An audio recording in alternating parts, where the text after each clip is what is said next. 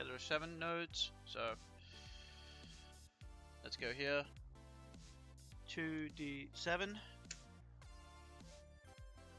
So 7. Wait, is Finch gonna be starting up in the null node? That's funny. You start. Okay. 2, 3, 4, 5, 6, 7. No, you start off a portal. That's fine. And our buddy is going to start off 4. Okay, he's going to start off over at 1, 2, 3, 4. Master. Okay, all right, cool. But yes, I'm going to see what thing says because I'm curious. That's not a bad one. That's not a bad one. Okay. That's not a bad one there, Turk. I like that one. 1, 2, 3, 4. Okay, but we've got the door, and shall we open the door and head on in? Yep. Let's do it. Any final words for Byrns before he jumps on into this that he should know about? Just Don't make it angry. yeah. Don't make it angry, and be prepared. This is unreal.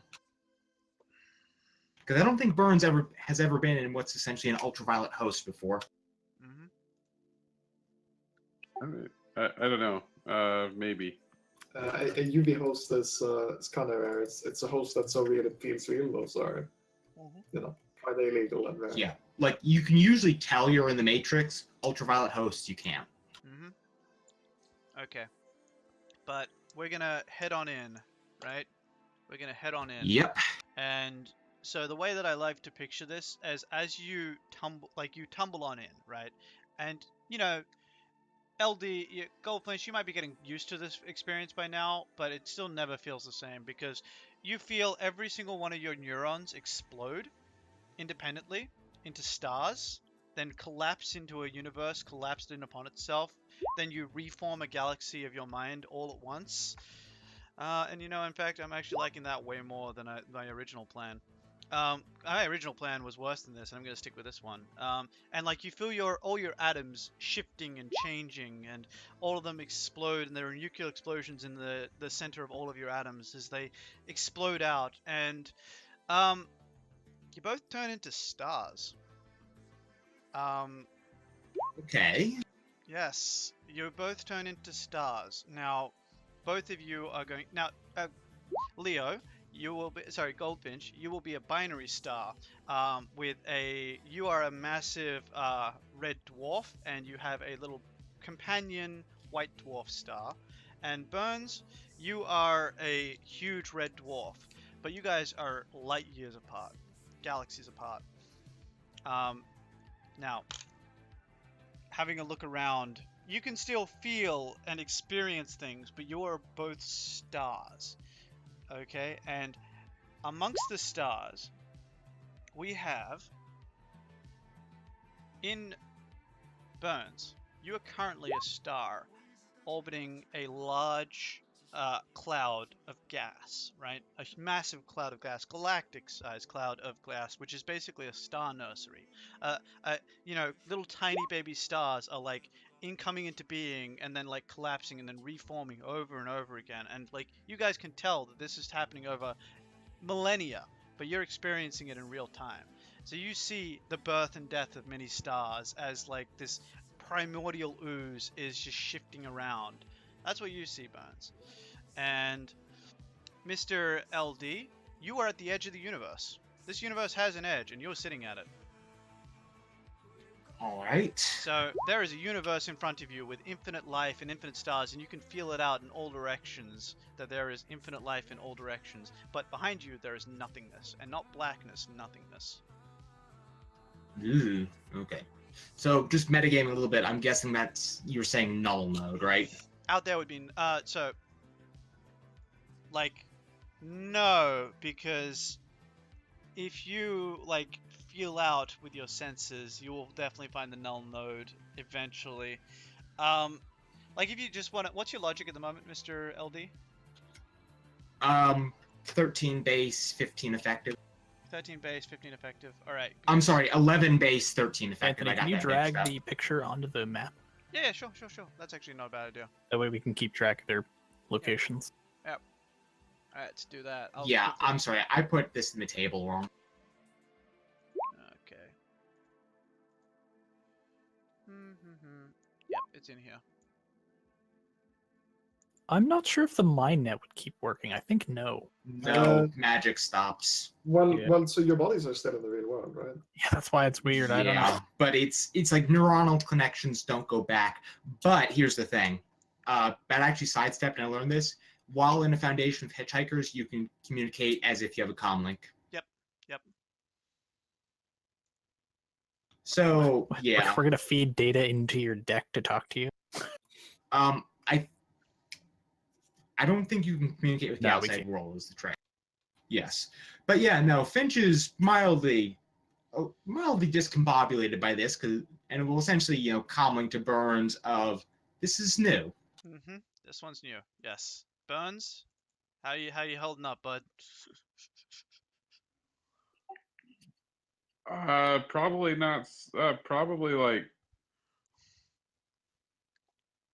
just. I think he probably just setting off his curiosity, but in his physical body's probably retching a little bit. Yeah. So where are they at right now? Okay, so I'm just doing a thing real quick because I'll also put that little table up there as well, just so we've got that at hand. He has no idea what to do though. Yep. So yeah, you guys are both stars, and like I will mention this to you, Burns, that like your star is your physical body as far as you can tell, right? I don't know if I've accidentally horribly pixelated that, but is it still legible? It's all good. Okay. I can read it. All right. But so you take in your surroundings, Mr. Goldfinch and Mr. Byrns, and you can see there's an infinite universe out in front of you, and you, Mr. Goldfinch, will be aware that you are sort of existing in this place that, if you had to look at it, this definitely represents some sort of start or beginning, right? Because you're looking out like this actually Right. feels like, and here's where I get into some really funny bits. You are sitting at the beginning of time. You are aware of time as a dimension, and you are aware that you are sitting at the beginning of it. And Burns, you are not. You are happening inside of time. Because the other thing you'll notice, Mr. LD, is that time is like accelerating as it moves away from you. So you are sitting in like a vacuum, perfect little like sphere of this is the beginning of time, and that is not. Alrighty then. Well, fun things. If we need to get to the archive node, well, we can get to the scaffolding node. Where are they? Like, which node did they start in? So No, portal. well, you're on portal. You're on portal, Mr. LD. You're at the beginning of time, so you're at the portal. And Right. Mr. Burns, you are like at this primordial ooze, which works as the master. You are at the master. Okay. Okay. Yeah. Well, that's actually convenient. All right. So, can Burns tell that he's at the master control node? All that he can see is that, like, yeah, he's at this star birthing pod, and like he would notice that basically, like, stars are like, occasionally one will leave and fling off in the distance, like as time accelerates it towards where it's supposed to be. So that'd be about it. Okay. I feel like he'd try and move. So what you can do, you can't move, but you can accelerate time and be where you're supposed to be. All right. That sounds awkward as fuck. Good luck with that. Yeah. So this is like the movie Lucy, I have not where seen she's that. swiping. Oh my god. Oh, yep. Hey, this is that's actually really convenient. So Byrns, fun fact. Oh, by the way, you are in breaking the one of exact right. That's alright, go on. Sorry, Byrns, you're in the exact right spot and have the exact right skills. In that, if you're aware you're at a node, he can do the foundation map action, which will let us know where everything is, which is going to make this much easier. I can't move. I'm a star. Just chill. I think you're where you need to be.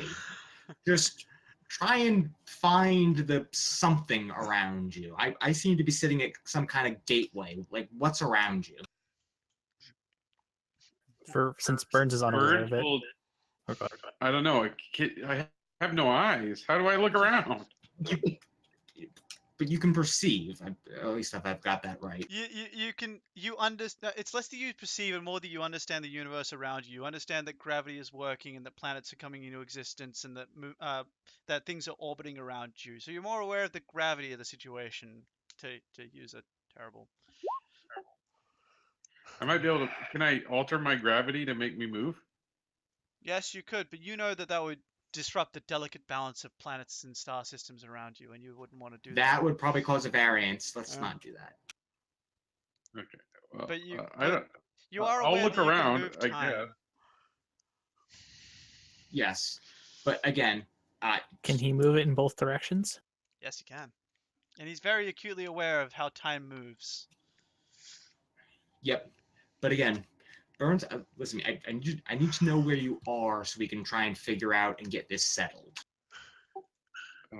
Byrne looks around Mm-hmm. and describes what he sees. Rather, what he feels. Okay. He is at a nebula of newly born stars that are dying and burning over and over again. All right. So a nebula, the foundation. Okay. I have to admit I'm slightly metagaming. No, it's fine. Okay. Like my understanding for the metagaming is twofold because you have to do it when you're on a foundation, otherwise you're not going to get anything done. My understanding is twofold. One is that like Goldfinch is internalizing this somehow, right? And the other one is that Goldfinch has done this before. Yeah. Okay, that's good. All right. So Byrns, you're in exactly the right spot. Mm-hmm. I need you to reach out to that nebula, and I need you to sort of find the underpinning. It's going to act a little bit like you're doing a search on a computer. Just do it like that, and then I need you to tell me what it should spit back information at you. Are there any people on me? No, you're a sun. Like there are people on the planets around you though. Like that one there, that clearly has life in it, and the life forms are like quadrupedal mammoths, right? But they're sentient. They have a rather complicated planet, gubernatorial system, basically. What you might be able to do then, if you just accelerate time a bit, then have a space program, and you can just send a little science mission. So I'm gonna like try and do a matrix search. I don't know. Just roll. I'm trying to be abstract, but you just need to roll computer plus logic because we're trying to get the foundation map. But yeah, like I love the. I gave some assists. I think fluffing it as just passing time until your creatures start mapping out the universe is a pretty good way of fluffing it. Become their god. That's what I think. Yeah. Just I would have think them you get launch the stuck helmet. watching some of the stories play out on these planets too, though. But yeah. Yeah, Byrne, don't get too deep here. We're this is just a simulation.